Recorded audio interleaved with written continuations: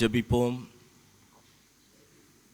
கிருபையும் அன்பும் இரக்கம் நிறைந்த எங்கள் நல்ல ஆண்டவரே, வானத்தையும்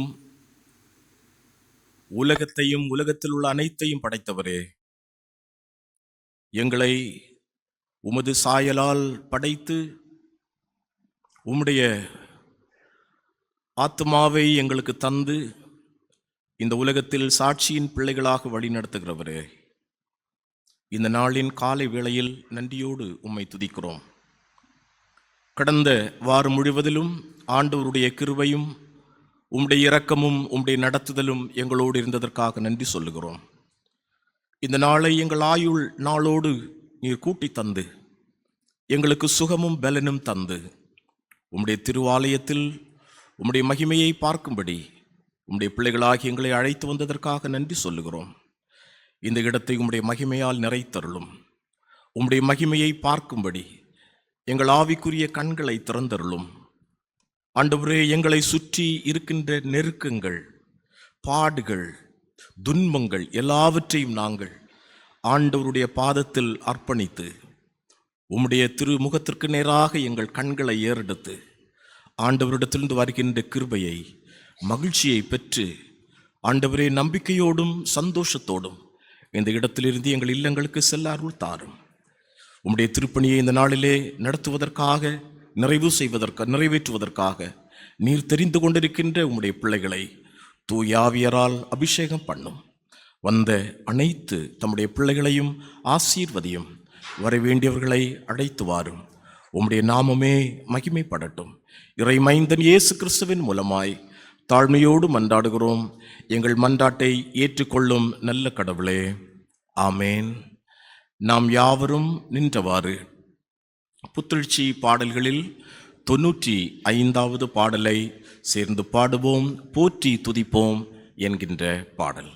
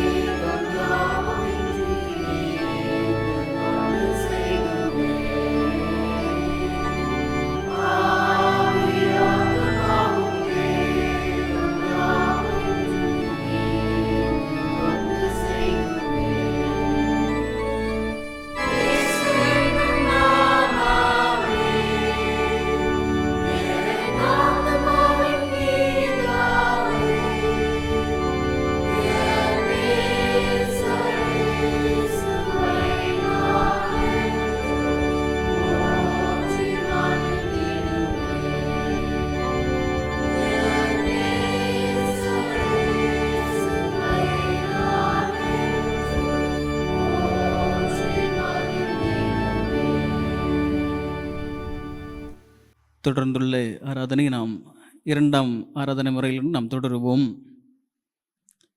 கடவுள் ஆவியாயிருக்கிறார். அவரை தொழுது கொள்ளுகிறவர்கள் ஆவியோடும் உண்மையோடும் அவரை தொழுது கொள்ள வேண்டும். நம்முடைய பிதாவாகிய கடவுளாலும் கர்த்தராகிய இயேசு கிறிஸ்துவினாலும் உங்களுக்கு கிருபையும் சமாதானமும் உண்டாவதாக. இது கர்த்தர் உண்டு பண்ணின நாள், இதிலே களி கூர்ந்து மகிழ கடவோம்.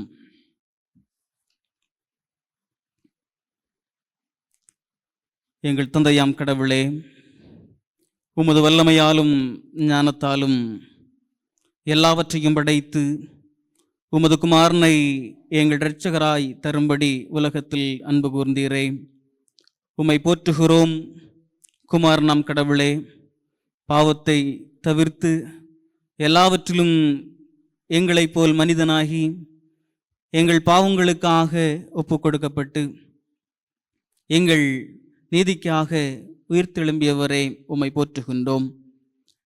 பரிசுத்த ஆவியானவராகிய கடவுளே, எல்லா உண்மைகளுக்குள்ளும் எங்களை வழிநடத்தி கடவுளின் அன்பை எங்கள் நெஞ்சில் பொழிகிறவரே உம்மை போற்றுகிறோம். பிதா, குமாரன், பரிசுத்த ஆவியாகிய கடவுளே, உமக்கே எக்காலமும் எல்லா புகழும் மகிமையும் உண்டாவதாக. ஆமேன். நமக்கு பாவமில்லை என்போமானால் நம்மை நாமே வஞ்சிக்கிறவர்களாவோம். நமக்குள் உண்மை இல்லை. நமது பாவங்களை அறிக்கையிட்டால் பாவங்களை நமக்கு மன்னித்து எவ்வித அநீதமும் நீங்க நம்மை சுத்திகரிப்பதற்கு அவர் நம்பத்தகுந்தவரும் நீதியும் உள்ளவர். நான் எழுந்து என் தகப்பனிடத்திற்கு போய், தகப்பனே, பரத்திற்கு விரோதமாகவும் உமது பார்வையிலும் பாவம் செய்தேன், இனியும் உம்முடைய மகன் என்று சொல்லப்படுவதற்கு நான் பாத்திரன் அல்லன். உம்முடைய கூலிக்காரன் ஒருவனாக என்னை வைத்துக்கொள்ளும் என்பேன். கடவுளுடைய ராஜ்யம் சமீபித்திருக்கிறது. மனந்திரும்பி சுவிசேஷத்தில் நம்பிக்கை வையுங்கள். நமது பலவீனங்களுக்காக பரிதபிக்க முடியாத பிரதான ஆசாரியர் நமக்கு இராமல் எல்லா விதத்திலும் நம்மை போல் சோதிக்கப்பட்டும் பாவமில்லாத பிரதான ஆசாரியரே நமக்கு இருக்கிறார். நம் முழங்கார் படியிட்டு நம்மை நாமே தற்சோதனை செய்து கொள்ளுவோம்.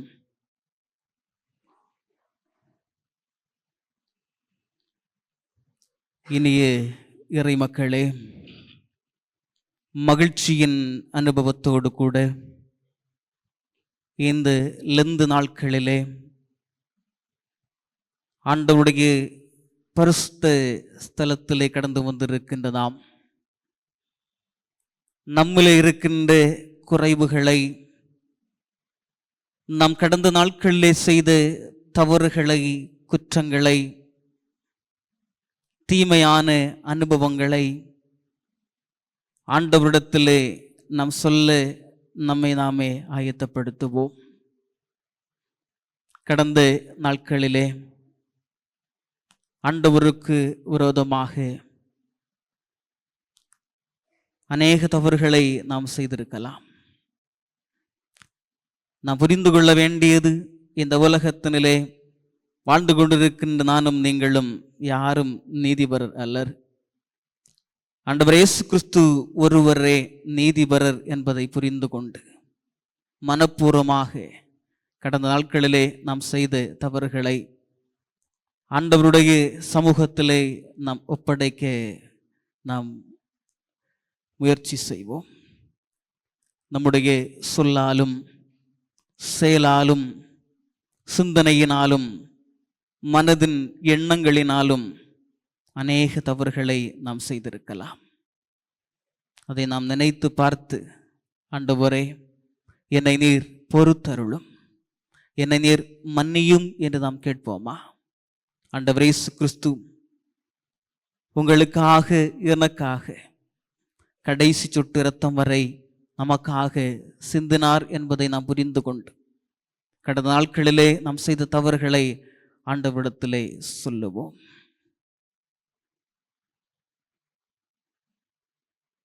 இந்த நிலையிலே நம்முடைய பாவங்களை நாம் அறிக்கையிடுவோம். தொடர்ந்துள்ள ஜெபத்தை நாம் இணைந்து சொல்லுவோம்.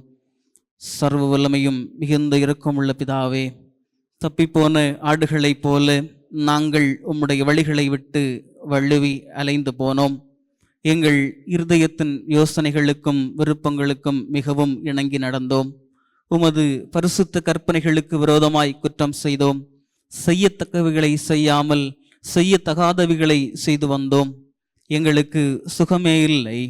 ஆனாலும் ஆண்டவரே, தேவரீர் எங்கள் ஆண்டவராகிய இயேசு கிறிஸ்து மூலமாய் மனிதருக்கு அருளி செய்த வாக்குத்தத்தங்களின்படியே நிர்பாக்கியமுள்ள குற்றவாளிகளாகி எங்களுக்கு இறங்கும். தப்பிதங்களை அறிக்கையிட எங்கள் மேல் பொறுமையாயிரும். பாவத்தின் நிமித்தம் துக்கப்படுகிற எங்களை சீர்படுத்தும் மிகவும் இரக்கமுள்ள பிதாவே, உம்முடைய பரிசுத்த நாமத்திற்கு மகிமை உண்டாகும்படி நாங்கள் இனி தேவ பக்தியும் நீதியும் தெளிந்த பக்தியும் உள்ளவர்களாய் நடந்து வர இயேசு கிறிஸ்துவின் நிமித்தம் எங்களுக்கு கிருபை செய்தருளும். ஆமேன். சர்வ வல்லமையும் மிகுந்த இரக்கமும் உள்ள ஆண்டவர் மன்னிப்பையும் பாவ நிவர்த்தியையும் நமக்கு கட்டளையிட்டருளி வாழ்க்கையை சீர்படுத்துவதற்கான காலத்தையும் தமது பரிசுத்த ஆவியின் கிருபையையும் தேற்றுதலையும் தந்தருளுவாராக. ஆமேன். அமர்வோம். இப்பொழுது இந்த நாளுக்குரிய திருமுறை பகுதிகளை வாசிக்க கேட்போம். படிக்கும்படி தெரிந்து கொள்ளப்பட்ட பழைய ஏற்பாட்டின் திருமுறை பகுதி நாகூம் 1 அதிகாரம் 1 வசனம் முதல் 15 வசனம் முடிய தேவனுடைய வார்த்தையை கவனிப்போம். நாகூம் 1 அதிகாரம் வசனங்கள் 1 முதல் 15 முடிய தேவனுடைய வார்த்தையை கவனிப்போம். நினிவேயின் பாரம் எல்கோசானாகிய நாகூமின் தரிசன புத்தகம். கர்த்தர் எரிச்சல் உள்ளவரும் நீதி சரிக்கட்டுவருமான தேவன். கர்த்தர் நீதி சரி கட்டுகிறவர், உக்கிரமுள்ள கோபமுள்ளவர். கர்த்தர் தம்முடைய சத்துருக்களுக்கு பிரதிபலன் அளிக்கிறவர்.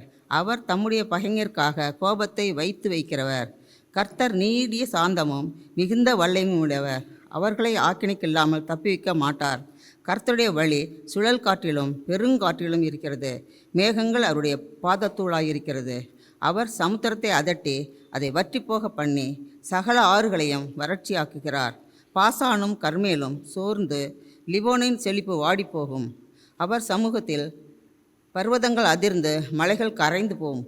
அவர் பிரசன்னத்தினால் பூமியும் பூச்சக்கரமும் அதில் குடியிருக்கிற அனைவரும் எடுபட்டு போம். அவருடைய கோபத்துக்கு முன்பாக நிற்பவன் யார்? அவருடைய உக்கிர கோபத்திலே தரிப்பவன் யார்? அவருடைய எரிச்சல் அக்கினி போல இறைக்கப்படுகிறது. அவராலே கண்மலைகள் பேர்க்கப்படும். கர்த்தர் நல்லவர்.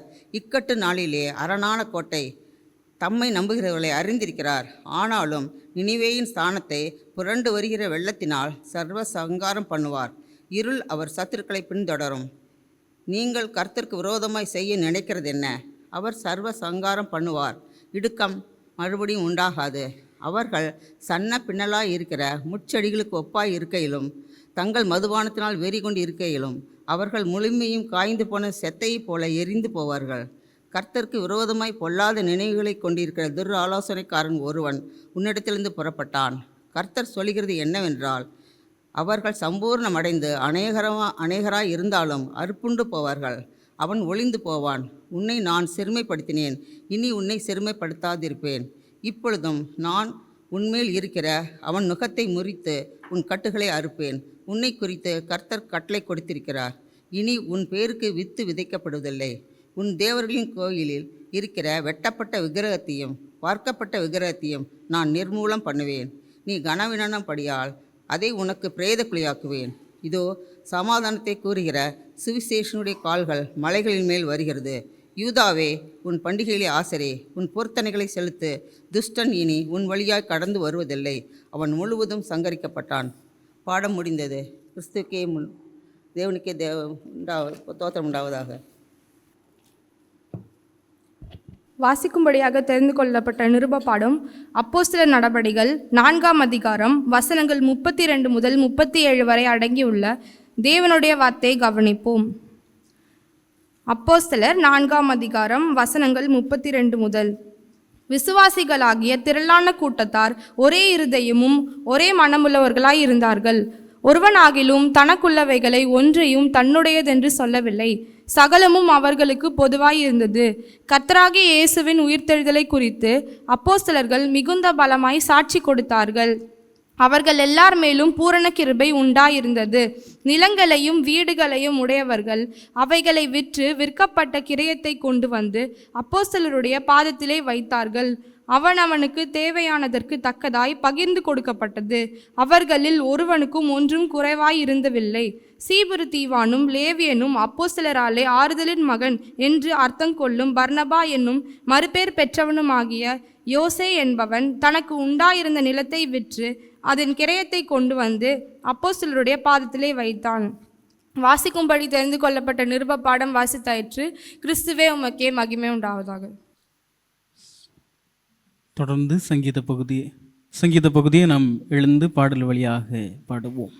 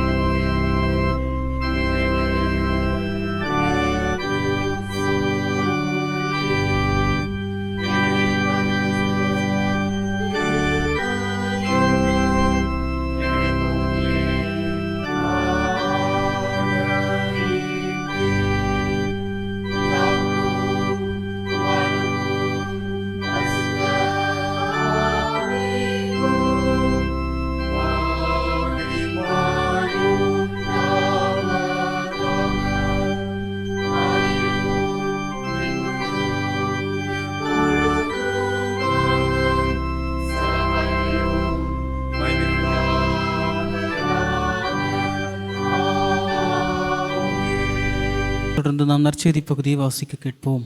படிக்கும்படி தெரிந்து கொள்ளப்பட்ட நற்செய்தி பாடம் லூக்கா 13ஆம் அதிகாரம் 10ஆம் வசனம் முதல் 17ஆம் வசனம் வரை.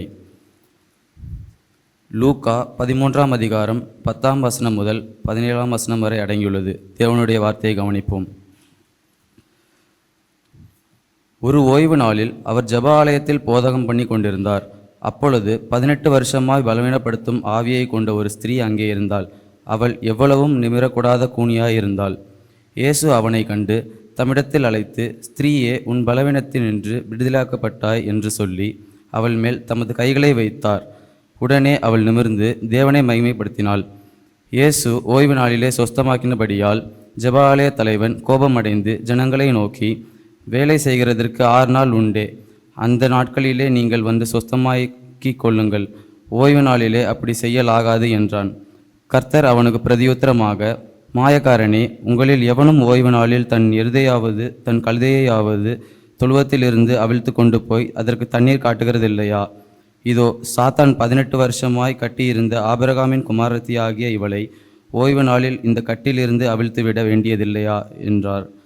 அவர் அப்படி சொன்னபோது அவரை விரோதித்திருந்த அனைவரும் வெட்கப்பட்டார்கள். ஜனங்கள் எல்லோரும் அவரால் செய்யப்பட்ட சகல மகிமையான செய்கைகளை குறித்தும் சந்தோஷப்பட்டார்கள். பாடம் முடிந்தது.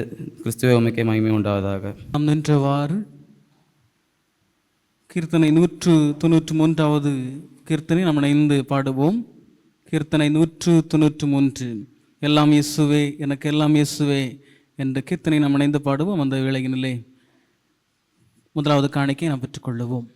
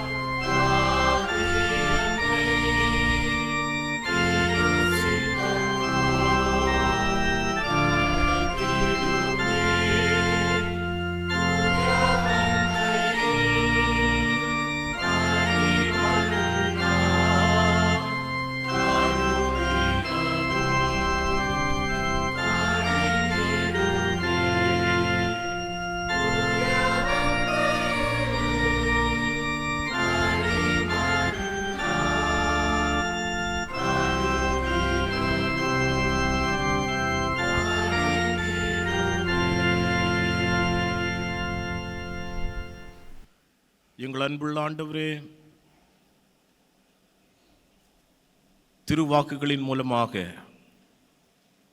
நித்திய வாழ்விற்கென்று மக்களை வழி நடத்தினவரே, எங்கள் அன்பு இறைவா, பேதுரு உம்மிடத்தில் சொன்னது போல, கர்த்தாவே, நாங்கள் யாரிடத்தில் செல்வோம்?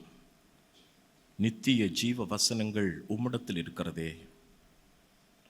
உம்முடைய வசனங்கள் பாதைக்கு ஒளியாகவும் வாழ்வுக்கு வழிகாட்டுகின்றதாகவும் இருக்கிறதே. உம்முடைய திருவசனத்திற்காக உம்முடைய பாதத்தில் நாங்கள் அமர்ந்திருக்கிறோம். எங்களோடு பேசும் ஆண்டவரே, உம்முடைய சத்தத்தை கேட்பதற்கும் உம்முடைய சித்தத்தை செய்வதற்கும் எங்களுக்கு பலன் தாரும். பேசுகிற உம்முடைய அடியானை உம்முடைய சிலுவை நிழலிலே நீர் மறைத்து உம்முடைய மகத்துவத்தை உம்முடைய பிள்ளைகளுக்கு உம்முடைய திருவசனங்கள் மூலமாக வெளிப்படுத்தும். இயேசு கிறிஸ்துவின் நாமத்தில் மன்றாடுகிறோம் நல்ல பிதாவே, ஆமேன். ஆண்டவராகிய இயேசு கிறிஸ்துவின் திருநாமத்திற்கு மகிமை உண்டாவதாக.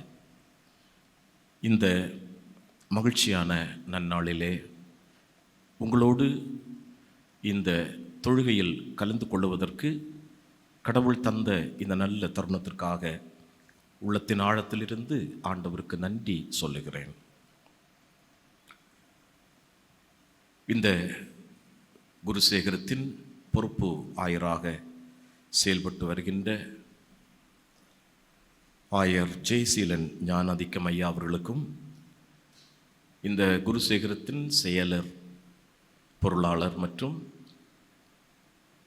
கமிட்டி அங்கத்தினர்கள் ஒவ்வொருவருக்கும், இந்த குருசேகரத்தின் அங்கத்தினர்களாக இறை சமூகத்தில் கடந்து வந்திருக்கின்ற உங்கள் அனைவருக்கும் இயேசு கிறிஸ்துவின் திருநாமத்தில் என்னுடைய பணிவான நன்றியையும் வாழ்த்துக்களையும் தெரிவித்துக் கொள்கிறேன்.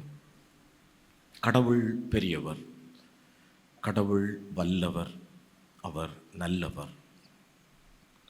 கடந்த நாளிலே கூட நான் என் உள்ளத்திலே எண்ணிக்கொண்டிருந்தேன், உடல் சற்று பலவீனம் உள்ள சூழலிலும் இந்த இடத்திலே ஆண்டவருடைய பணியை செய்வதற்கு வர முடியுமா முடியாதா? கடவுள் தருகின்ற பலன், கடவுள் தருகின்ற கிருபைகள். இந்த இடத்திலே நின்று உங்களோடு வசனத்தை சொல்ல வேண்டும் என்பது இறைவன் நித்தியத்திலே தீர்மானித்த ஒன்று. ஆகவே இந்த இடத்தில் கடவுள் என்னையும் ஒரு கருவியாக, ஒரு பாத்திரமாக உங்கள் முன்பாக நிறுத்தி இருக்கிறார். கடவுளுக்கு நன்றி. மனிதர்கள் முகத்தை பார்க்கிறார்கள், இறைவனோ நம்முடைய உள்ளத்தை பார்க்கிறவர். நம்முடைய உள்ளத்தில் பல கேள்விகள் இருக்கிறது.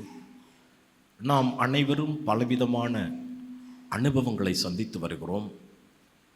பலவிதமான துன்பங்களின் ஊடாக நாம் கடந்து சென்று கொண்டிருக்கின்றோம். அல்லது நம்முடைய வாழ்வில் மகிழ்ச்சியின் அனுபவங்கள் இருக்கிறது.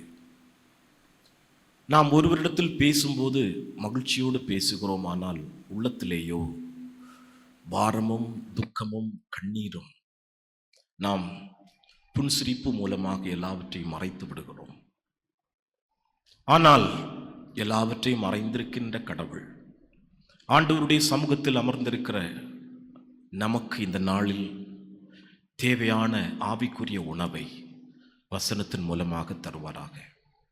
நம்முடைய உள்ள ஆண்டவர் பேசும்போது அவருடைய திருவாக்குகள் நம்முடைய உள்ளத்திற்குள் கடந்து வரும்போது நம்முடைய வாழ்வு மறுரூபமாகும். இறைவனுடைய செய்தியை சொல்லுவது நான் என்னுடைய மாணவர்களுக்கு சொல்லுகின்ற ஒன்று. It is not heart to ear communication, it is heart to heart communication. கடவுள் அவருடைய வசனத்தை அனுபவத்தில் ஆண்டவருடைய பிள்ளைகளின் அனுபவமாக மாற்றி அதை நம்முடைய இருதயத்திற்குள் செலுத்தும் போது நம்முடைய வாழ்வு பரவசம் அடைகிறது, நம்முடைய வாழ்வு ஆசீர்வதிக்கப்படுகின்றது. இந்த நாளில் நம்முடைய சிந்தனைக்காக கொடுக்கப்பட்டிருக்கின்ற பொருள், ஒடுக்கும் அமைப்புகளை மீட்டு உருவாக்குதல். ஆங்கிலத்திலே டிரான்ஸ்ஃபார்மிங் தி அப்ரசிவ் ஸ்ட்ரக்சர்ஸ்.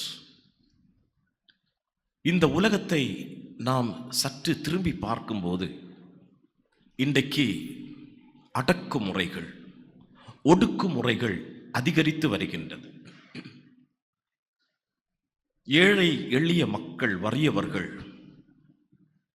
தாழ்த்தப்பட்ட நிலைமையில் நடத்தப்படுகின்ற மக்கள் சந்திக்கின்ற துன்பங்கள் ஏராளம் ஏராளம்.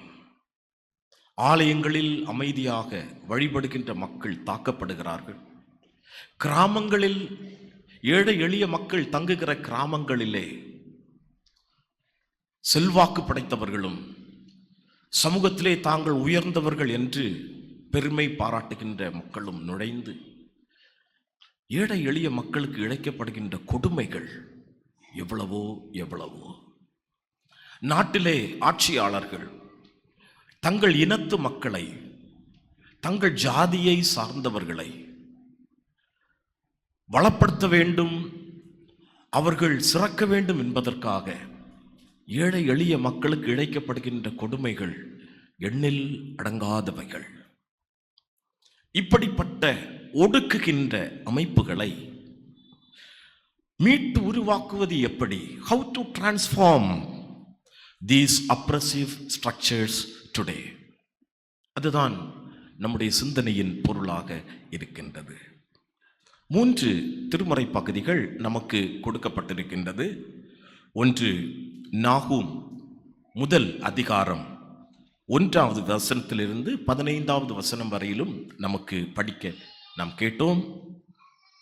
திருத்தூதுவர் பணிகள், அப்போஸ்தலருடைய நடபடிகள் 4ஆம் அதிகாரத்தில் 32ஆம் வசனத்திலிருந்து 37ஆம் வசனம் வரையிலும் நாம் படிக்க கேட்டோம். அதைத் தொடர்ந்து லூக்கா 13ஆம் அத்தியாயத்திலே 10 முதல் 17 வரையுள்ள வசனங்களை படிக்க நாம் கேட்டோம். இந்த 3 இடங்களிலும் மக்களை ஒடுக்கின அமைப்புகள், அந்த அமைப்புகளை மீட்டு உருவாக்குவதற்காக, அந்த அமைப்புகளை மாற்றுவதற்காக, மறுரூபப்படுத்துவதற்காக கடவுள் மேற்கொண்ட நடவடிக்கைகள் என்ன? இவர்களால் ஒடுக்கப்பட்ட மக்கள் கடவுளால் எப்படி அவர்களுக்கு விடுதலையும் வாழ்வும் வழங்கப்பட்டது என்பதை இந்த 3 திருமறை பகுதிகளும் தெளிவாக நமக்கு சொல்லுகின்றது. ஆண்டவருடைய சமூகத்திலே நான் உட்கார்ந்திருக்கும் போது, கடவுளே, இதற்கு பொருத்தமான தலைப்பு எனக்கு வேண்டும், மக்கள் எளிதாக புரிந்து கொள்வதற்கு நான் என்ன சொல்ல வேண்டும் என்பதை சற்று சிந்தித்துக் கொண்டிருந்தேன். திடீரென்று 3 சிந்தனைகள் என்னுடைய உள்ளத்திலே உதித்தது. செய்தி, ஆண்டவர் என்ன சொல்ல வேண்டும் என்ற செய்தியை கொடுத்திருந்தார். ஆனாலும் மக்கள் உள்ளத்திலே பதியக்கூடிய அளவிலே என்ன தமிழ் வார்த்தையை பயன்படுத்தலாம் என்று சற்று முன்னதாக 3 கருத்துக்கள் என்னுடைய மனதிலே பட்டது. அதை உங்களுக்கு சொல்ல விரும்புகிறேன். ஒடுக்கும் அமைப்புகளை மீட்டுருவாக்க இறைவன் தெரிந்து கொண்ட வழிமுறைகள். நாகூம் 1ஆம் அதிகாரம் 1 முதல் 15 வரையுள்ள வசனங்களிலே கடின தண்டனை மூலமாக, பனிஷ்மெண்ட் மூலமாக ஒடுக்குகின்ற அல்லது ஒடுக்கிய அமைப்பாகிய அசீரியரை கடவுள் மீட்டு உருவாக்கினார் என்கின்ற செய்தி அங்கே நாம் படிக்கிறோம். அப்போஸ்தலர் திருத்தூதுவர் பணிகள் 4ஆம் அதிகாரத்திலே கடுமையான சீர்திருத்தத்தின் மூலமாக, ராடிக்கல் ரெவல்யூஷன், கடவுள் மீட்டுருவாக்கத்தை கொண்டு வந்தார் என்று நாம் படிக்கின்றோம். லூக்கா 13ஆம் அதிகாரத்திலே கடிந்து கொள்ளுதலின் மூலமாக, a strong rebuke, கடவுள் சீர்திருத்தத்தை கொண்டு வந்தார் என்று படிக்கின்றோம். நாகூம் 1ஆம் அதிகாரம் 1 முதல் 15 வரையுள்ள வசனங்கள், பனிஷ்மெண்ட், கடினமான தண்டனை. இந்த அதிகாரத்தை நாம் படிக்கும்போது அது ஏதோ புரியாத ஒரு புதிராக நமக்கு தென்படும். ஆனால் அது என்ன என்பதை குறித்து சுருக்கமாக உங்களுக்கு நான் விளக்க ஆசைப்படுகின்றேன். நினிவே என்பது அசீரிய பேரரசின் தலைநகரமாக இருந்தது. இந்த அசீரியர்கள் இஸ்ரவேல் மக்களுக்கு எதிராக இழைத்த கொடுமைகளை பழைய ஏற்பாட்டின் தீர்க்க தரிசன புத்தகங்கள் நமக்கு தெளிவாக எடுத்து காட்டுகின்றது. இஸ்ரவேல் மக்கள் கடவுளால் தெரிந்து கொள்ளப்பட்டவர்கள். ஆனால் கடவுளுக்கு எதிராக செயல்பட்ட போது, கடவுளை விட்டு தூரமாக செல்லும் போது, அவர்களை சுற்றியிருந்த கடவுளின் பாதுகாப்பு வளையம் அதிலிருந்து அவர்கள் விலகிய போது துன்பங்கள் அவர்களை சந்திக்க ஆரம்பித்தது. ஒரு மனிதன் ஆண்டவருடைய பிள்ளையாக ஜெபத்திலும் வேதத்தை திருமறையை படிப்பதிலும் அவருடைய சித்தத்திற்கு தன்னை ஒப்பு கொடுக்கின்ற அனுபவத்திலும் வாழும்போது, இறைவன் அருகிலே அவன் வாழும்போது இறைவனுடைய பாதுகாப்பு வளையத்திற்குள்ளே அவன் காணப்படுகின்றார். பாவம் ஒரு மனிதனை இறைவனிடத்திலிருந்து பிரித்து விடுகின்றதாக இருக்கிறது. நேற்றைய தினத்திலே வெள்ளூர் பேராயத்திலே இந்த கேட்டகிஸ்டுக்காக ஒரு ரிட்ரீட் நடந்தது. அதற்கு நான் சென்றிருந்தேன். அங்கே சிலுவை மொழிகளை குறித்து அவர்களுக்கு ஒரு வகுப்பு எடுக்கும்போது 4வது வசனம், என் தேவனே என் தேவனே ஏன் என்னை கைவிட்டீர். உலக மக்களுடைய பாவங்கள் அனைத்தும் இயேசு கிறிஸ்துவிலே சுமத்தப்பட்ட போது கடவுளுடைய சமூகத்திலிருந்து சற்று நேரம், சில வினாடிகள் இறைவனுடைய முகம் மறைக்கப்பட்ட வேளையில் அதை தாங்க முடியவில்லை. மனிதன் இறைவனுக்கு விருப்பமில்லாத தவறுகளையும் பாவங்களையும் செய்யும் போது பாவம் மனிதனை பிரித்து விடுகின்றது.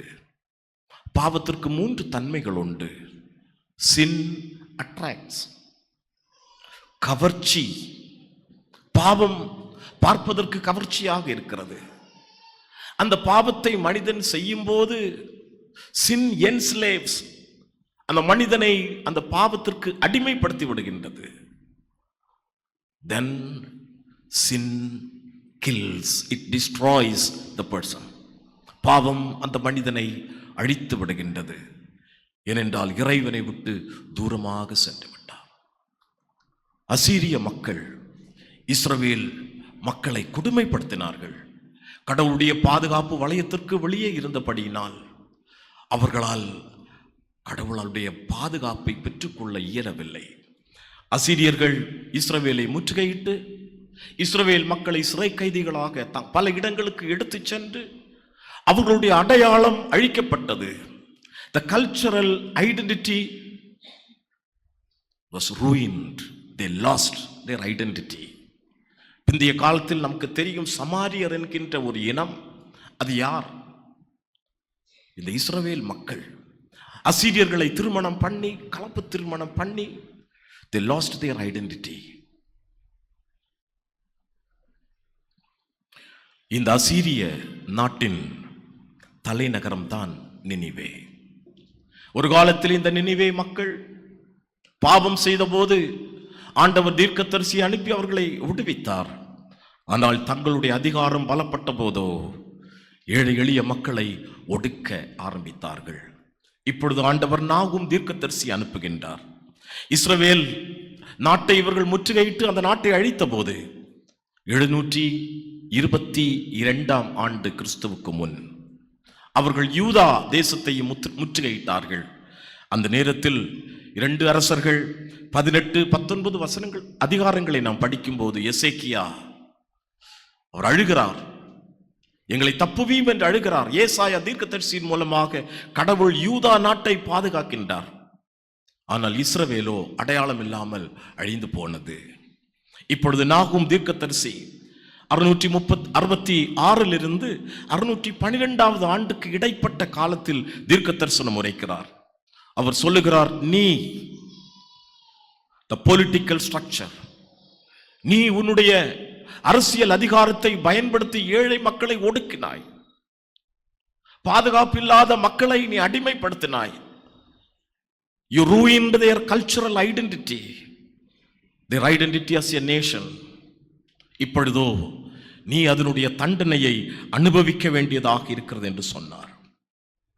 நீ உன்னை ஒரு பெரிய யுத்த வீரனாக காட்டிக்கொள்கிறார். ஆனால் ஆண்டவரோ, he is the commander in chief. ஆண்டவர் ஒரு யுத்தத்தின் வீரனாக அங்கே அவர் நினைவுபடுத்துகின்றார். ஆண்டவர் சாந்தமும் நீடிய சாந்தமும் மிகுந்த வல்லமை உள்ளவர். ஆனாலும் ஏழை எளிய மக்களை ஒடுக்கின ஒரு அரசியல் அமைப்பை கொண்டு மக்களை துன்பப்படுத்தின அடையாளத்தை அழித்த உன்னை ஆண்டவர் விடமாட்டார் என்கின்ற அந்த செய்தியை அறிவிக்கின்றார். ஒடுக்கப்பட்ட மக்களுக்கும் செய்தி சொல்லப்படுகின்றது. 15வது வசனத்திலே படிக்கின்றோம், இதோ சமாதானத்தை கூறுகிற சுவிசேஷகனுடைய கால்கள் உன்னிலே வருகிறது, உனக்கு மகிழ்ச்சி உண்டாக போகிறது என்று சொல்லுகிறார். என்ன நடந்தது தெரியுமா? 612வது ஆண்டிலே பாபிலோன் மன்னன் நாபோபொலெசர் அசீரிய தேசத்தின் மேல் படையெடுத்து அதை முற்றிலுமாக அழித்தார். அந்த மக்கள் சிதறுண்டு போனார்கள். அசீரியர்கள் பல நாடுகளிலே சிதறுண்டு போனார்கள். இப்பொழுதும் அவர்கள் ஈராக், துருக்கி, சிரியா போன்ற நாடுகளில் அவர்கள் தங்குகிறார்கள். எவ்வளவோ துன்பங்களை அவர்கள் சந்தித்திருக்கிறார்கள். ஈராக்கிலே அமெரிக்கா போர் தொடுத்த போது சதாம் ஹுசைன் காலத்திலே மிகவும் பாதிக்கப்பட்டவர் அவர்கள். ஐஎஸ் என்கின்ற அந்த தீவிரவாத இயக்கத்தின் மூலமாக மிகவும் பாதிக்கப்பட்ட மக்கள் அவர்கள். ஆனால் அந்த மக்களை எப்படி ஆண்டவர் புனருருவாக்கம் செய்தார் தெரியுமா? கடினமான தண்டனையின் மூலமாக அவர்கள் அகதிகளாக்கப்பட்டு துன்பத்தின் மத்தியிலும் இறுதியில் ஆண்டவர் தம்முடைய அன்பை அவர்களுக்கு வெளிப்படுத்தினார். இன்றைக்கு சிரியன் கிறிஸ்டியன்ஸாக, சால்டியன் கிறிஸ்டியன்ஸாக அந்த தேசங்களிலே அவர்கள் இயேசுவை ஆராதித்து வருகின்றார்கள். சில நேரங்களில் ஆண்டவர் கொடிய தண்டனைகளின் மூலமாக புனருருவாக்கத்தை, டிரான்ஸ்ஃபார்மிங் எக்ஸ்பீரியன்ஸ் கொண்டு வருகிறார். பல நேரங்களிலே மனிதர்கள் தவறுகள் செய்யும் போது ஆண்டவர் உணர்த்துகிறார், மகனே மனம் திரும்பு, மனம் திரும்பு என்று சொல்லுகிறார்.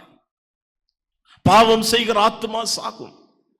கடவுளுடைய வார்த்தைக்கு செவி கொடுக்காமல் தன்னுடைய உடல் வலிமையினாலே, பண வலிமையினாலே, செல்வாக்குகளினாலே மனிதர்களை துன்பப்படுத்தி வாழ்கின்ற மக்கள் இறைவனுடைய எச்சரிப்பை கேட்கும் போது மனம் திரும்பாத பட்சத்தில் கொடிய தண்டனையை அனுப்பி மீட்டுருவாக்கம் செய்கின்ற கடவுள் அவர். ஆகவேதான் ஆரம்ப கட்டத்திலேயே தேவ வசனங்கள், கடவுளுடைய வசனங்கள் நமக்குள்ளே வரும்போது மனம் திரும்பு என்று சொல்லும் போது இறைவனுடைய வார்த்தைக்கு செவி கொடுப்பதே நலன். இரண்டாவதாக நாம் படிக்கின்ற அந்த வேத பகுதியிலே அப்போஸ்தலர் 4ஆம் அதிகாரம் 32 முதல் 37ஆம் வசனத்திலே நாம் படிக்கின்றோம் ராடிக்கல் ரெவல்யூஷன். இங்கே பொருளாதாரம், எக்கனாமிக் அப்ரஷன், முதலாவதாக நாம் பொலிட்டிக்கல் அப்ரஷனை குறித்து பார்த்தோம். அரசியல் அடக்குமுறைகள். இரண்டாவதாக பாருங்கள், பொருளாதாரத்திலே மக்களை ஒடுக்குகின்ற நிலைமைகள். இந்த பகுதி எழுதப்பட்ட போது கிறிஸ்தவ மக்கள் ரோமருடைய கட்டுப்பாட்டிற்குள்ளே இருக்கிறார்கள். ரோமருடைய எக்கானமி என்னவென்றால் அக்யூமுலேஷன், சேர்த்து வைத்தல். ஆனால் ஆண்டவர் அதற்கு எதிர்வினையான ஒரு எக்கனாமிக் ஸ்ட்ரக்சர் கொடுத்தார். அது ஷேரிங், ஹோர்டிங் வெர்சஸ் ஷேரிங். இங்கே நாம் படிக்கின்றோம், ஆதி சபையின் மக்கள் துன்பத்தில் வாழ்ந்த மக்களுக்கு உதவி செய்தார்கள், இல்லாதவர்களுக்கு தங்களால் இயன்றதை கொடுத்தார்கள் என்று நாம் படிக்கின்றோம். ஆண்டவர் ஆரம்பத்திலிருந்தே ஒரு சமத்துவ சமூகம் உலகத்தில் செயல்பட வேண்டும் என்று விரும்பினார். சமத்துவ சமூகம், an egalitarian community, a community of equals. ஆனால் என்ன நடந்தது தெரியுமா? மக்கள் ஏழைகளை, எளியவர்களை ஒடுக்கி தங்களுடைய வாழ்விலே they wanted to have a luxurious life. லேவியராகமம் 25ஆம் அதிகாரம் 11-12 வசனங்களை படிக்கும்போது யூபிலி வருடத்தை நாம் அங்கே படிக்கிறோம். இந்த ஓய்வு வருடம், ஓய்வு நாள் வருடம் என்று இருக்கிறது அல்லவா, 7வது வருடம். மக்கள் பயிர் செய்யக்கூடாது, ஏழைகளுக்கு உதவி செய்ய வேண்டும், தங்கள் வீடுகளில் வேலை செய்கிறவர்களுக்கு என்ன செய்ய வேண்டும், அவர்களுக்கு விடுமுறை கொடுக்க வேண்டும். ஆனால் 7x7 49, 50வது வருடம் யூபிலி வருடம். சுருக்கமாக சொல்லுகிறேன், இந்த யூபிலி வருடத்திற்கு 3 தன்மைகள் உண்டு. ஒன்று, கடன் வாங்கினவர்களுடைய கடன்கள் மன்னிக்கப்பட வேண்டும். கடன் வாங்கி நிலத்தை அடகு வைத்தவர்களுக்கு அந்த கடன் பணம் செலுத்தப்படாமலேயே நிலம் திரும்ப செலுத்தப்பட வேண்டும், திரும்ப கொடுக்கப்பட வேண்டும். கடன் வாங்கி அதை செலுத்த முடியாமல் அடிமைகளாகி போனவர்கள், அவர்கள் அந்த பணத்தை திரும்ப செலுத்தாமலேயே அவர்கள் விடுதலை பெற வேண்டும். Debts to be cancelled, lands to be restored to the original owner, and slaves to be set free. ஏன் தெரியுமா? கடன் வாங்கி அதை திரும்ப கொடுக்க வழி இல்லாமல் அடிமைகளாகி போனவர்கள், நிலத்தை இழந்தவர்கள் எல்லாரும் யூபிலி வருடத்திலே விடுதலை பெற்றார்கள். சமத்துவ சமூகம், அந்த சமத்துவ சமூகம் சமத்துவமற்ற ஒரு சமூகமாக, அடக்குமுறை சமூகமாக மாறிப்போன போது ஆண்டவர் அதற்கு எதிர்மறையாக சபை என்கின்ற அமைப்பை ஏற்படுத்துகின்றார். Church is the visible sign of the kingdom of God. ஆண்டவருடைய அரசு நீதியும் நேர்மையும் உள்ள அரசு. ஆகவேதான் ஆதி சபையிலே நாம் பார்க்கிறோம், இல்லாதவர்களுக்கு இருக்கிறவர்கள், தங்களுடைய வாழ்வாதாரத்தை இழந்து போன மக்கள், ஒன்றுமில்லையே என்று பசியோடு துன்பத்தோடு இருந்த மக்களுக்கு உதவி செய்கின்ற ஒரு அமைப்பு சபை. அதுதான் நம்முடைய சபையை நாம் பார்க்கும்போது அநீதி நிறைந்த சமூகத்திற்கு எதிரான ஒரு அமைப்பை கடவுள் ஏற்படுத்தி இருக்கிறார் என்று நாம் நினைக்க வேண்டும். அந்த அமைப்பின் ஒரு அங்கமாக இருக்கிறதுனாலே கடவுளுக்கு நாம் நன்றி சொல்லுவோம். துன்பத்திலும் இல்லாமையிலும் வறுமையிலும் வாடுகிற மக்களுக்கு நம்மால் இயன்றதை கொடுக்க கடவுள் விரும்புகின்றார். சபை, church is the body of Christ. நம்முடைய உடல் என்ன செய்கிறது? தலை நோக்கி வளர்கின்றது. உடல் அவயவங்கள் ஒன்றுக்கொன்று தங்களுடைய கரத்தில் கிடைக்கின்றவைகளை மற்ற அவயவங்களுக்கு பகிர்ந்து கொள்ளுகிறது. Church must be a growing church. Church must be a sharing church. Church must be a caring church. ஆண்டவருடைய பிள்ளைகளே, அந்த ஒரு அமைப்பை தான் அப்போஸ்தலர் 4ஆம் அதிகாரத்திலே நாம் படிக்கின்றோம். இறுதியாக லூக்கா 13ஆம் அதிகாரம் 10 முதல் 17 வரையுள்ள வசனங்கள். கடிந்து கொள்ளுதலின் மூலமாக சீர்திருத்தத்தை கொண்டு வருகின்ற கடவுள், மீட்புருவாக்கத்தை கொண்டு வருகின்ற கடவுள். ரோமருடைய சாம்ராஜ்யம் என்று அழிக்கப்பட்டாலும் இன்றைக்கும் அதனுடைய தாக்கம் நாடுகளுக்குள்ளே இருக்கிறதை நாம் அறிவோம். நாள் ஒன்று வரும், ஆண்டவர் தன்னுடைய வல்லமையை உலகத்தில் செயல்படுத்தும் போது மாற்று உருவாகும் என்பதை நாம் மறந்து போக வேண்டாம். மூன்றாவதாக லூக்கா 13 10 முதல் 17 வரையுள்ள வசனங்களிலே 18 வருடமாக கொஞ்சமேனும் நிமிர்ந்து நடக்க முடியாமல் ஒரு ஏழை தாய், ஒரு அம்மா ஆலயத்திற்கு வருகின்றார்கள். ஜெப ஆலயத்திலே இயேசு கிறிஸ்து அங்கே போகிறார். அந்த அம்மாவை பார்த்து மனதுருக்குகிறார். அந்த அம்மாவை சுகப்படுத்துகின்றார். அதை பார்த்த அந்த ஜெப ஆலயத்தின் ரிலிஜியஸ் அத்தாரிட்டிஸ் என்ன சொன்னார்கள் தெரியுமா? நீ செய்தது தப்பு என்று இயேசுவை அவர்கள் குற்றம் சாட்டுகின்றார்கள்.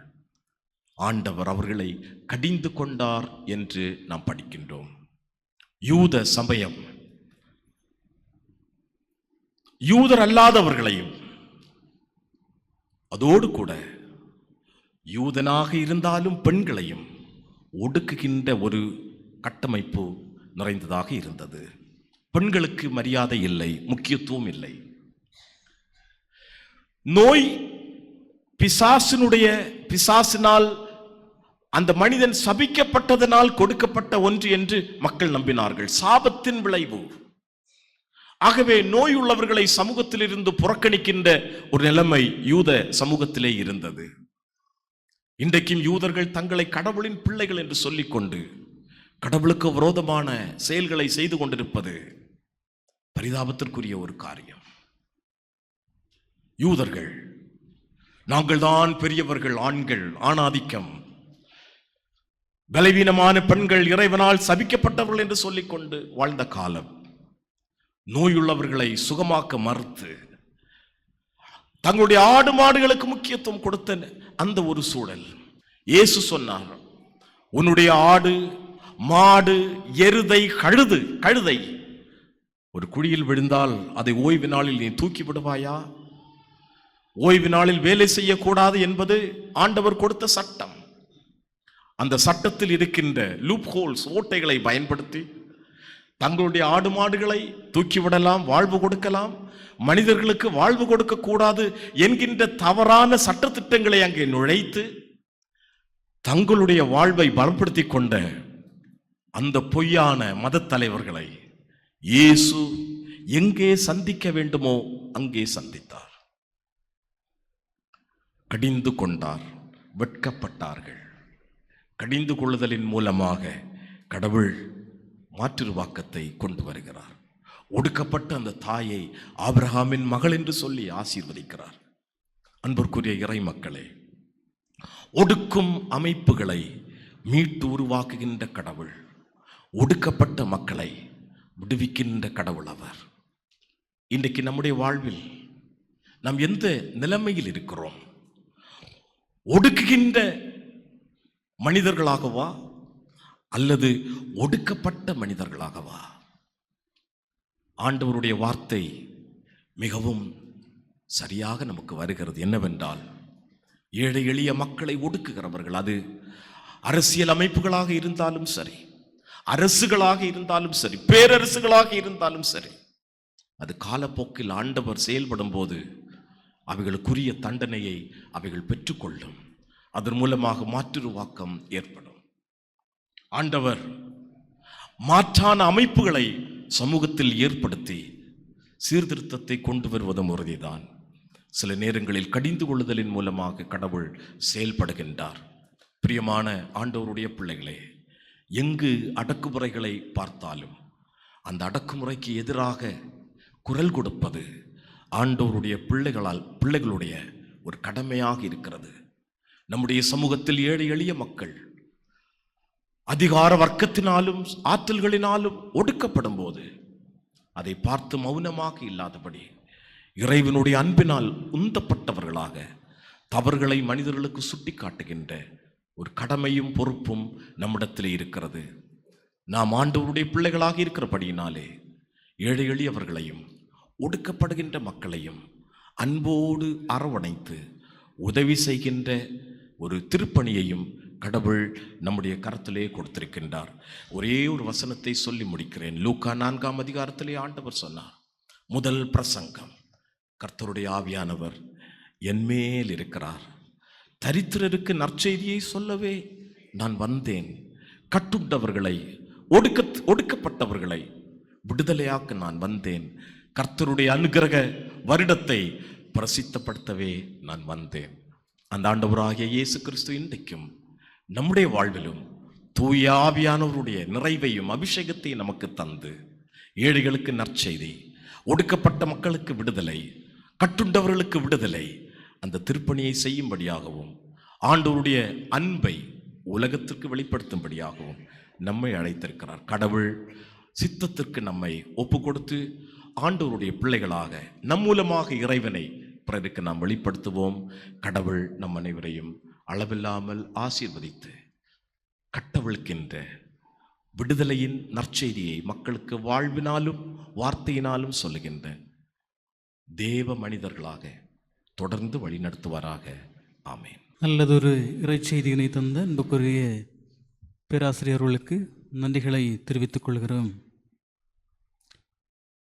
இறைச்செய்தியை கேட்டு தெளிவினை பெற்றுக்கொண்ட நாம் நம்முடைய விசுவாசத்தை உறுதிப்படுத்தும் விதமாக அப்போஸ்தல விசுவாச அறிக்கையை நாம் இணைந்து எழுந்து ஏறெடுப்போம். வானத்தையும் பூமியையும் படைத்து சர்வ வல்லமையுள்ள பிதாவாகிய தேவனை விசுவாசிக்கிறேன். அவருடைய இறைக்குமாரனாகிய நம்முடைய நாதர் இயேசு கிறிஸ்துவை விசுவாசிக்கிறேன். அவர் பரிசுத்த ஆவியினாலே கன்னிமரிடத்தில் உட்பவித்து பிறந்தார். பொந்தி பிலாத்துவின் காலத்தில் பாடுபட்டு சிலுவையில் அறைந்து மரித்து அடக்கம் பண்ணப்பட்டு பாதாளத்தில் இறங்கினார். 3ஆம் நாள் மரித்தோரிடத்திலிருந்து எழுந்தருளினார். பரமனுக்கேறி சர்வ வல்லமையுள்ள பிதாவாகிய தேவனுடைய வலதுபாசத்திலே வீற்றிருக்கிறார். அவ்விடத்திலிருந்து உயிருள்ளோரையும் மரித்தோரையும் நியாயந்தீர்க்க வருவார். பரிசுத்த விசுவாசிக்கிறேன். பொதுவாயிருக்க பரிசுத்த சபையும் பரிசுத்தவான்களுடைய ஐக்கியமும் பாவ மன்னிப்பும் சரீர உயிர்த்தெழுதலும் நித்திய ஜீவனும் உண்டு விசுவாசிக்கிறேன். ஆமேன். இப்பொழுது இந்த நாளுக்குரிய அறிவிப்புகளை சபை செயலர் அவர்கள் நமக்கு தருவார்கள். கிறிஸ்துவுக்குள் அன்பான திருச்சபை இறை மக்களே, உங்கள் அனைவரையும் இயேசு கிறிஸ்துவின் திருப்பெயராலே வாழ்த்தி வரவேற்கிறோம். புதிதாக இந்த ஆராதனையில் கலந்து கொண்டிருக்கும் உங்களையும் சிஎஸ்ஐ உயிர்த்தெழுதின ஆலய குடும்பமாக வாழ்த்தி வரவேற்கிறோம். இன்று ஆராதனை நடத்தி அருளுரையாற்றிய professor reverend doctor Edwin Jebaraj அவர்களுக்கு திருச்சபையின் சார்பிலே நன்றியினை தெரிவித்துக் கொள்கிறோம். அதோடு கூட நமக்கு ஆராதனை நடத்திய பயிற்சி ஆயர் பிரதர் பிரவீன் அவர்களுக்கும் திருச்சபையின் சார்பிலே நன்றியினை தெரிவித்துக் கொள்கிறோம். இந்த ஆராதனை தொடர்ந்து சிறப்பு உபவாச ஜப கூடுகை நம்முடைய ஆலயத்தில் நடைபெறும். ஆகவே சண்டே ஸ்கூல் நடைபெறாது. இனி ஜூன் மாதத்திலிருந்து தான் சண்டே ஸ்கூல் நடைபெறும். ஆகவே பெற்றோர் தங்கள் பிள்ளைகளை வீட்டுக்கு அழைத்து செல்லும்படி கேட்டுக்கொள்கிறோம். இன்று மாலை 6:45 மணிக்கு மாலை ஆராதனை நம்முடைய ஆலயத்தில் நடைபெறும். வரும் செவ்வாய் மாதத்தின் முதல் நாள் ஆகையால் காலை 6 மணிக்கு மாதப்பிறப்பு ஆராதனை திருவிருந்து ஆராதனையாக நடைபெறும். ஆகவே திருச்சபையார் அனைவரும் கலந்து கொள்ளும்படி அன்போடு கூட கேட்டுக்கொள்கிறோம். வருகின்ற வெள்ளிக்கிழமை காலை 10 மணிக்கு உபவாச ஜபமும், வரும் வெள்ளிக்கிழமை மற்றும் சனிக்கிழமைகளில் தினமும் லெந்து கால நற்செய்தி கூட்டம் நம்முடைய ஆலயத்தில் நடைபெறுகிறது. ஆகவே வருகின்ற வெள்ளிக்கிழமை மாலை 6:30 மணிக்கு லெந்து கால நற்செய்தி கூட்டம் நடைபெறும். சனிக்கிழமை மாலை 6:30 மணிக்கும் லெந்து கால நற்செய்தி கூட்டம் நடைபெறும். ஆகவே திருச்சபையார் அனைவரும் குறித்த வேளையிலே வந்து கலந்து கொள்ளும்படி கேட்டுக்கொள்ளப்படுகிறீர்கள். இதிலே சிறப்பு விருந்தினராக சிறப்பு செய்தி அளிப்பவர்கள் evangelist doctor D Ezekiel Thiraviyaraj என்பவர் மற்றும் அவருடைய குழுவினர் இணைந்து நற்செய்தி கூட்டம் நடத்துகிறார்கள். ஆகவே திருச்சபை மக்கள் அனைவரும் நேரத்தோடு 6:30 மணிக்கு நம்முடைய ஆலயத்திலே கூடி வரும்படி அன்போடு கூட அழைக்கிறோம். வருகின்ற ஞாயிற்றுக்கிழமை காலை 8 மணிக்கு ஒரே ஆராதனையாக திருவிருந்து ஆராதனை நடைபெறும். இந்த ஆராதனையை தொடர்ந்து லெந்து கால ஒடுக்க கூடுகை நம்முடைய ஆலயத்தில் நடைபெறும். மதியம் உணவுடன் அந்த ஒடுக்க கூடுகை முடிவடையும். ஆகவே திருச்சபையார் அனைவரும் ஏற்ற வேளையிலே குறித்த நேரத்திலே கலந்து கொள்ளும்படி அன்போடு கூட அழைக்கிறோம். அந்த லெந்து கால ஒடுக்க கூடுகையிலும் டாக்டர் டி எசேக்கியல் திரவியராஜ் மற்றும் குழுவினர் ஆண்டோடைய வார்த்தையை பகிர்ந்து கொடுப்பாளர். ஆகவே இந்த நற்செய்தி கூடுகைகளுக்காக திருச்சபை மக்கள் அனைவரும் கலந்து கொள்ளும்படி அழைக்கிறோம். அருகாமையில் உள்ளவர்களையும் அழைத்து வரும்படி அன்போடு கூட ஞாபகப்படுத்துகிறோம். நமது ஆலயத்திற்கு பின்புறம் இடத்தை வாங்கும் முயற்சிக்காக தொடர்ந்து ஜெபித்து கொள்ளுங்கள். இதற்காக தொடர்ந்து உதவி செய்யும்படி கேட்டுக்கொள்கிறோம். இந்த இடம் வாங்குவதற்காக இதுவரையிலும் உதவி செய்த திருச்சபை குடும்பங்களுக்காக நன்றி செலுத்துகிறோம். ஜெபத்தால் தாங்கியவர்களுக்கு நன்றி செலுத்துகிறோம். இன்னும் எல்லா விதத்திலும் எங்களுக்கு உறுதுணையுடன் ஒத்துழைப்பு கொடுத்த குருசேகர குழு உறுப்பினர்கள் அனைவருக்கும் மன நிறைந்து நன்றிகளையும் தெரிவிக்கிறோம். உற்சாகமான நன்கொடைகளை தரும்படி கேட்டுக்கொள்கிறோம். ஆண்டவருடைய கிருபையினால் அந்த இடத்தை நாம் விரைவாக சுதந்திரித்து கொள்ளுவோம். சுய வெறுப்பு உண்டியல் உங்கள் இல்லங்களுக்கு கொடுக்கப்பட்டுள்ளது. அந்த சுய வெறுப்பு உண்டியலில் உங்களுடைய சுயத்தை வெறுக்கிற அந்த பணத்தை சேகரித்து குட்பிரைடே ஆராதனையில் படைக்கும்படி அன்போடு கூட கேட்டுக்கொள்கிறோம். இந்த நிலம் வாங்குவதற்காக அது பயன்படுத்தப்படும். அது மாதிரி பிடியரிசி காணிக்கையும் குட்பிரைடே ஆராதனையில் படைக்கும்படி அன்போடு கூட கேட்டுக்கொள்கிறோம். நமது ஆலயத்தின் 25வது ஆண்டு விழாவை முன்னிட்டு நம்முடைய ஆலயத்தின் காங்கிரிகேஷன் மாஸ் ஸ்கொயர் ஒழுங்கு செய்யப்படுகிறது. இதற்காக ஆர்வமுள்ளவர்கள், திறமையுள்ள குரல் வளம் மிகுந்த திருச்சபை அன்பர்களை நாங்கள் அழைக்கிறோம்.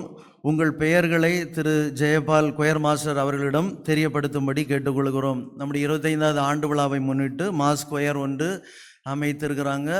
அதிலே யூடியூப்பில் வரும், முடிந்தால் டிவியில் கூட ஒளிபரப்பாகும். ஆகவே ஆர்வமுள்ளவர்கள், திறமை வாய்ந்தவர்கள் இந்த கொயரிலே சேரும்படி உங்களுடைய பெயர்களை கொயர் மாஸ்டர் அவர்களிடம் தெரிவித்து கொள்ளும்படி அன்போடு கூட கேட்டுக்கொள்கிறோம். மேலும் 25வது ஆண்டு விழா மலர் வெளியிடவும் தீர்மானித்து சொவினியர் கமிட்டி ஒன்று அமைத்து அதன் கன்வீனராக திரு கிருபாகரன் ஞானஒளி அவர்களை நியமித்திருக்கிறோம். அதன் உறுப்பினர்களாக திரு சகாதேவன், திரு சாமுவேல் ஞானராஜ், திரு ஜெயபால், திரு சுதர்சன், திரு நிகேஷ், திரு வினோ, திரு ஜோசுவா சத்யசீலன், திருமதி நிர்மலா தேவராஜ், திருமதி ஏஞ்சலா ஆனந்த் ஆகியோரை சேகரக்குழு நியமித்துள்ளது என்பதையும் தெரியப்படுத்துகிறோம். சென்னை பேராயத்திலிருந்து வந்த அறிவிப்பு, கோடைகால தமிழிசை பயிற்சி நடைபெற இருக்கிறது. ஆகவே ஆர்வமுள்ளவர்கள், கலந்து கொள்ள விரும்புகிறவர்கள் அறிவிப்பு பலகையை பார்த்து தெரிந்து கொள்ளும்படி அன்போடு கூட கேட்டுக்கொள்கிறோம். நம்முடைய ஆலயத்தில் இந்த வருடத்திற்கான பிபிஎஸ் ஏப்ரல் மாதம் 25ஆம் தேதி முதல் நடைபெறுகிறது. ஆகவே இதற்காக ஜெபித்து கொள்ளுங்கள். உங்களுடைய உதவிகளை, நன்கொடைகளை பிபிஎஸ் இயக்குநர்களான திருமதி நான்சி டென்சிங் மற்றும் திருமதி எப்சி சுரேஷ் ஆகியோரிடம் கொடுத்து உதவும்படி அன்போடு கூட கேட்டுக்கொள்கிறோம். இன்றும் இவ்வார நாட்களிலும் தங்கள் பிறந்த நாள் காண்கிற நம்முடைய திருச்சபை நண்பர்களை இயேசு கிறிஸ்துவின் திருப்பெயராலே வாழ்த்துகிறோம். 33 பிறந்த நாள் காண்கிறவர்கள் Mrs Y Rebecca Rebathi, 31 Mr M Suresh, Mr R Judson Prechellam, Miss Shalini Rebekkal, 24 master C Shalom, Mrs S Hephzibah Pushparani, Mr J Irudayaraj, Mrs R Sherin Daphne, Mr Sam Chakravarthy, Miss Shirley Rubina, 34 master J Johalin Samuel, 44 Mr W Sireshkumar, Miss P Amis Iraiyarasi, 54 Mrs Glory Selvaraj, Mr J S Alfred Daniel, master Abel, master Aidan, Mrs M Gracy Wilson என்பவர்கள் பிறந்த நாளை காண்கிறார்கள். சபை பாடல்குழு வாழ்த்து பாடல் பாடப்படும் போது சிறப்பு நாள் காண்கிறவர்கள் முன்பதாக வரும்படி அன்போடு அழைக்கிறோம். ஆயர் அவர்கள் ஜெபிப்பார்கள். மறுபடியுமாக இந்த ஆலய ஆராதனை தொடர்ந்து உபவாச ஜெபக்கூடுகை நடைபெறுகிறது. திருச்சபையார் அனைவரும் கலந்து கொள்ளும்படி அன்போடு கூட கேட்டுக்கொள்கிறோம். நன்றி.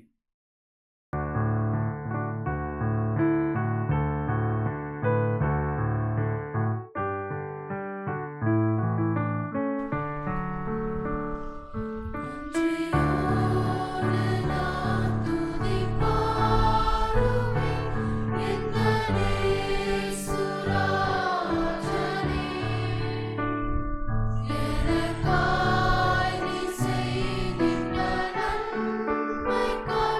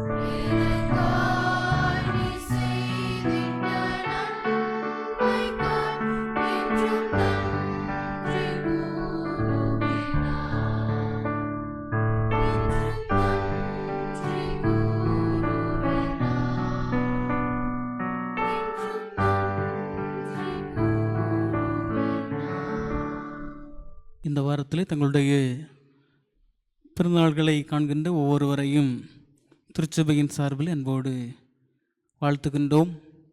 அநேக பிறந்தநாளை கண்டு இந்த உலகத்திலே சந்தோஷமாக வாழ ஆண்டவர் உதவி செய்வாராக. ஜெபிப்போம். வருஷத்தை நன்மையினால் முடிசூட்டி அனைவரையும் பத்திரமாக பாதுகாக்கின்ற அன்பின் கடவுளே, பரிசுத்தம் நிறைந்த இந்த நல்ல வேளையினிலே உம்முடைய திருமுகத்தை நாங்கள் அனைவரும் இணைந்து நோக்கி பார்க்க நீர் தந்த நல்ல வாய்ப்பிற்காக நன்றி சொல்லுகின்றோம். முக்கியமாக இந்த வாரத்திலே தங்களுடைய பிறந்தநாளை கண்டு மகிழ்கின்ற ஒவ்வொருவருக்காகவும் நாங்கள் ஜெபிக்கின்றோம். அனைவரையும் உம்முடைய திருக்கரங்களிலே நாங்கள் ஒப்படைக்கின்றோம். உம்முடைய ஆற்றல் நிறைந்த கரத்தினாலே அனைவரையும் ஆசீர்வதித்து தேவையான நன்மைகளை ஒவ்வொரு நாளும் ஒவ்வொரு நிலையிலும் நீர் அதிகமாக கொடுக்க வேண்டும் என்று நாங்கள் ஜெபிக்கின்றோம்.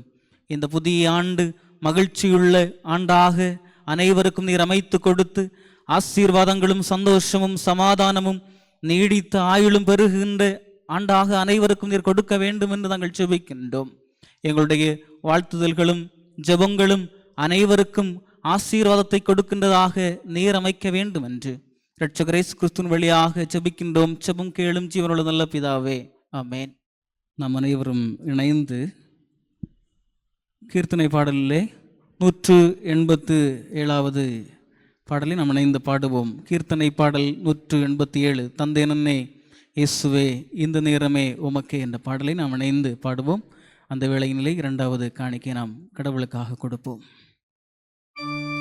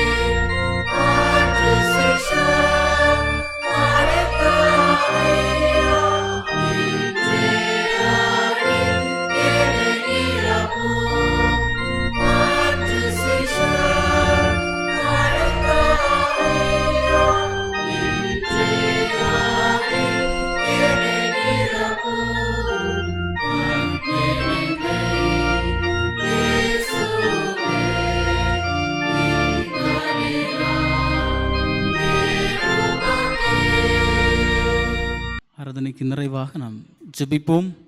கிருபையும் இரக்கமும் நிறைந்து எங்கள் தந்தையாம் கடவுளே, பரிசுத்த ஓய்வு நாளை மகிழ்ச்சியோடு அனுசரிக்கும்படியாக உம்முடைய திருச்சபையிலே நாங்கள் அனைவரும் இணைந்து ஒருமனப்பட்டு கடந்து வரவும், உம்மை வழிபடவும், உம்முடைய சத்தியத்தை நாங்கள் புரிந்து கொள்ளவும் நீரங்களுக்கு தந்த நல்ல வாய்ப்புகளுக்காக நாங்கள் உமக்கு நன்றி சொல்லுகின்றோம். உம்முடைய சமூகத்திலே நாங்கள் அமர்ந்திருந்த ஒவ்வொரு நொடிப்பொழுதும் எங்களுக்கு பயனுள்ளதாக இருந்தது. எங்களோடு நீர் உடனிருந்தீர். எங்களுக்கு வேண்டிய ஞான ஆகாரத்தை தந்து எங்களுடைய ஜெபங்களை அனைத்தையும் நீர் கேட்டீர். அதற்காக நாங்கள் உமக்கு ஸ்தோத்திரம் செலுத்துகின்றோம் ஆண்டவரே. முக்கியமாக உம்முடைய சமூகத்திலே கடந்து வந்திருக்கின்ற ஒவ்வொரு இறை மக்களுக்காகவும் நாங்கள் செபிக்கின்றோம். உம்முடைய ஆற்றல் நிறைந்த கரத்தினாலே அனைவரையும் நீர் ஆசீர்வதித்து உம்முடைய நன்மைகளை அதிகமாக கொடுத்து ஒவ்வொரு நிலையிலும் அனைவரையும் நீர் பத்திரமாக பாதுகாக்க வேண்டும் என்று நாங்கள் செபிக்கின்றோம். அதே போல திருச்சபைக்காக நாங்கள் செபிக்கின்றோம். திருச்சபையை அதிகமாக ஆசீர்வதிப்பீராக. இந்த திருச்சபை இந்த சமுதாயத்திலே வளர்ந்து பெருகி ஆண்டவரே அநேக மக்களுக்கு வாழ்வு கொடுக்கின்ற இடமாக இந்த திருச்சபை அமைய நீர் ஒவ்வொரு நாளும் உதவி செய்ய வேண்டும் என்று நாங்கள் செபிக்கின்றோம். திருச்சபையில் இருக்கின்ற அனைத்து திருச்சபையின் குடும்பத்தின் மக்களுக்காகவும் நாங்கள் செபிக்கின்றோம். அனைவரையும் நீர் பத்திரமாக பாதுகாத்துக் கொள்வீராக. உம்முடைய ஆற்றல் நிறைந்த கரத்தினாலே அனைவரையும் ஆசீர்வதித்து நல்ல நன்மைகள் எல்லா மக்களுக்கும் கிடைக்க நீர் உதவி செய்வீராக. திருச்சபையினுடைய கமிட்டி அங்கத்தினர்கள் ஒவ்வொருவருக்காகவும் நாங்கள் செபிக்கின்றோம். சபையினுடைய செயலர், பொருளர், அதே போல சபை கமிட்டி அங்கத்தினர்கள் ஒவ்வொருவரையும் உம்முடைய கரங்களினாலே நீர் ஆசீர்வதிப்பீராக. சபைக்காக அயராது உழைக்கின்ற வேளையினிலே உம்முடைய கிருபையுள்ள கரம் அவர்களோடு இருக்க வேண்டும் என்று நாங்கள் செபிக்கின்றோம். சபையை ஒவ்வொரு நாளும் கட்டி எழுப்புகின்ற வேளையினிலே உம்முடைய கிருபையுள்ள கரம் நிறைவாக இருக்க வேண்டும் என்று நாங்கள் செபிக்கின்றோம். அதே போல சபையினுடைய குடும்பத்தின் மக்கள், முக்கியமாக இல்லத்தினுடைய தலைவர்களுக்காக, தலைவிகளுக்காக நாங்கள் செபிக்கின்றோம். ஆண்டவரே, இல்லத்திற்காக, பிள்ளைகளுக்காக, பிள்ளைகளுடைய வாழ்விற்காக ஒவ்வொரு நாளும் ஆண்டவரே அயராது உழைத்து ஜெபித்து ஒவ்வொரு காரியங்களையும் செய்கின்ற வேளையினிலே உம்முடைய கிருபையுள்ள கரம் நிறைவாக இருக்க வேண்டும் என்று நாங்கள் செபிக்கின்றோம். அதே போல திருச்சபையில் இருக்கின்ற வாலிபர்களுக்காக நாங்கள் செபிக்கின்றோம். வாலிப பிராயத்திலே ஆண்டவரை சிருஷ்டிகராகிய உம்மை மாத்திரம் நினைத்தவர்களாக அந்த பிள்ளைகள் ஒவ்வொரு நாளும் இல்லத்திலே, திருச்சபையிலே, இந்த உலகத்திலே, இந்த சமுதாயத்திலே வாழ நீர் உதவி செய்ய வேண்டும் என்று செபிக்கின்றோம். அதே போல 10ஆம் வகுப்பு 12ஆம் வகுப்பு தேர்வுகளை எழுதி கொண்டிருக்கின்ற, 11ஆம் வகுப்பு தேர்வுகளை எழுதி கொண்டிருக்கின்ற பிள்ளைகளுக்காக நாங்கள் செபிக்கின்றோம்.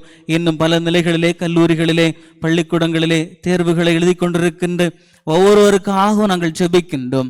ஆண்டவரே, நல்ல ஞானத்தை கொடுப்பீராக, நல்ல புத்தியை கொடுப்பீராக. தொடர்ந்து ஆண்டவரே பிள்ளைகள் நல்ல முறையிலே கற்க நீர் உதவி செய்வீராக.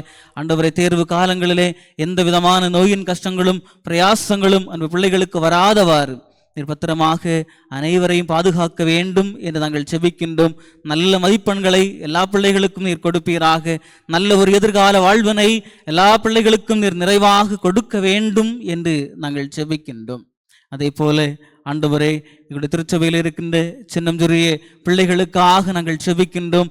சின்னஞ்சிறிய பருவத்திலே வருகின்ற எல்லா விதமான பலவீனங்களையும் நீர் மாற்றி நல்ல சரீர சுகத்தை, பலத்தை, உடலாற்றலை அன்பு பிள்ளைகளுக்கு நீர் கொடுக்க வேண்டும் என்று நாங்கள் செபிக்கின்றோம். அதே போல சபையில் இருக்கின்ற பலவீனப்பட்டிருக்கின்ற ஒவ்வொருவரையும் உம்முடைய திருக்கரங்களிலே நாங்கள் தருகின்றோம்.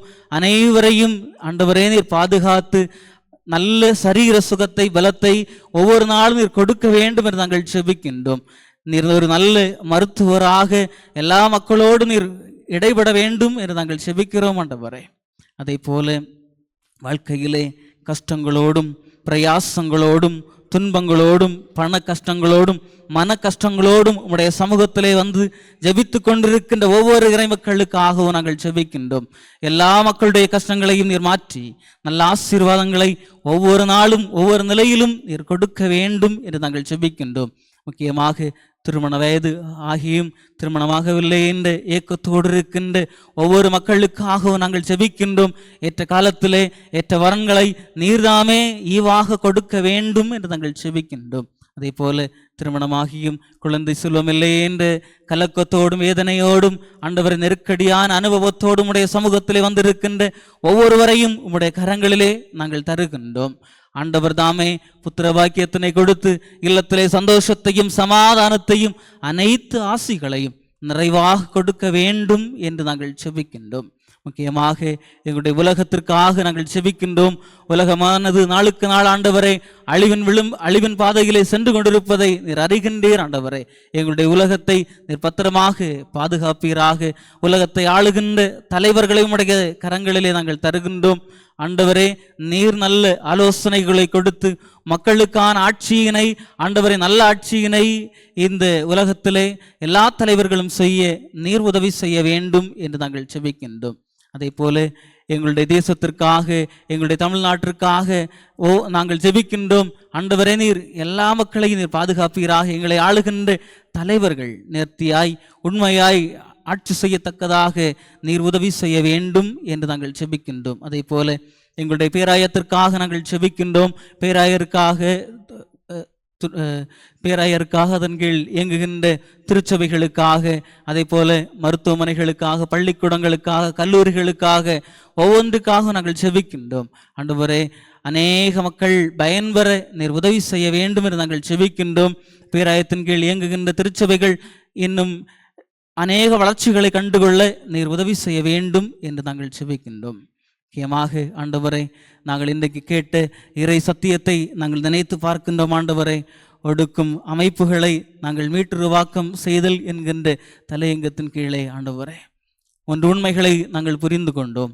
நாங்கள் புரிந்து கொண்ட உண்மைகளை இந்த உலகத்தினிலே நாங்கள் வாழுகின்ற வேளையினிலே எங்களுடைய இருதயத்திலே பதித்து வைத்து ஒடுக்குகின்ற மக்களை நாங்கள் ஆண்டவரை கை கொடுத்து அவருடைய வாழ்வை உயர்த்துகின்ற நிலையிலே எங்களுடைய வாழ்வை மாற்ற நீர் உதவி செய்வீராக.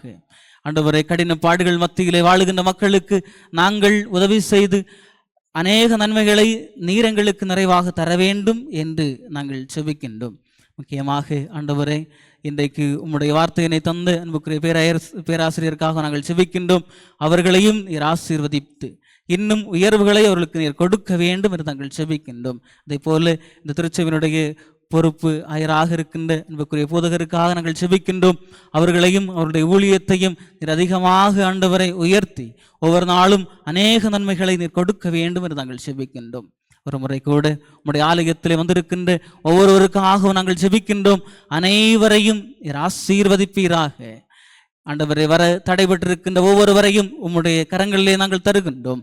வருகின்ற நாட்களிலே உம்முடைய ஆலயத்திலே நாங்கள் எல்லோரும் இணைந்து உம்மை மகிமைப்படுத்த நீர் உதவி செய்ய வேண்டும் என்று நாங்கள் செபிக்கின்றோம். இப்போதும் நாங்கள் இன்றைக்கு படைத்த ஒவ்வொரு காணிக்கைகளையும் உம்முடைய கரங்களிலே நாங்கள் தருகின்றோம். படைத்ததற்கு மேலான நன்மைகளை எங்களுக்கு நீர் நிறைவாக எங்களுடைய வாழ்க்கையிலே, எங்களுடைய குடும்ப வாழ்க்கையிலே, எங்களுடைய பிள்ளைகளுடைய வாழ்க்கையிலே, எங்களுடைய தனிப்பட்ட வாழ்க்கையிலே நீர் தர வேண்டும் என்று நாங்கள் செபிக்கின்றோம். நாங்கள் மகிழ்ச்சியோடு இந்த வழிபாட்டை நிறைவு செய்துவிட்டு எங்களுடைய இல்லங்களுக்கு நேராக நாங்கள் கடந்து சொல்ல ஆயத்தப்படுகின்றோம். எங்களோடு நீர் கடந்து வந்து எங்களுடைய இல்லங்களிலே சந்தோஷத்தையும் சமாதானத்தையும் நீடித்த ஆயுளையும் அனைவருக்கும் நீர் நிறைவாக தர வேண்டும் என்று நாங்கள் செபிக்கின்றோம். மறுபடியும் உம்முடைய சமூகத்திலே நாங்கள் அனைவரும் இணைந்து கடந்து வருகின்றவரை உம்முடைய நீங்காத இறை பிரசன்னம் எங்களோடு அனைவரோடும் இருக்க வேண்டும் என்று இரட்சகர் இயேசு கிறிஸ்துவின் நல்ல நாமத்திலே இணைந்து வேண்டுகின்றோம். ஜெபம் கேளும் நல்ல பிதாவே, ஆமேன். நாம் தொடர்ந்து பரமண்டல ஜெபத்தை நாம் கீர்த்தனை 445 கீர்த்தனை பாடல் வழியாக நாம் ஏறெடுப்போம்.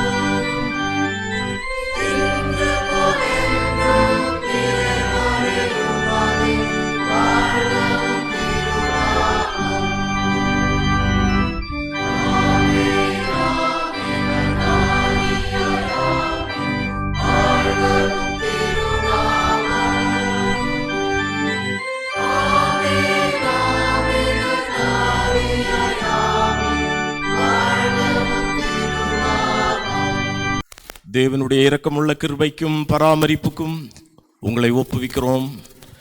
பிதா, குமாரன், பரிசுத்தாவியாகிய சர்வ வல்லமை பொருந்திய கடவுளுடைய ஆசீர்வாதம் உங்களுக்குள்ளே இருந்து எப்பொழுதும் உங்களோடே நிலைத்திருக்க கடவது.